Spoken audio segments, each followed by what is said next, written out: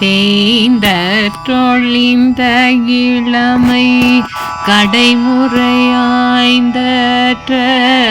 திண்ணை ஹரிய கருமங்கள் பாய்ந்தற்ற கங்கை படர்சடை நந்தியே ஓர்ந்துற்று கொள்ளும் உயிருள்ள போது ஓர்ந்துற்று கொள்ளுள்ள போது.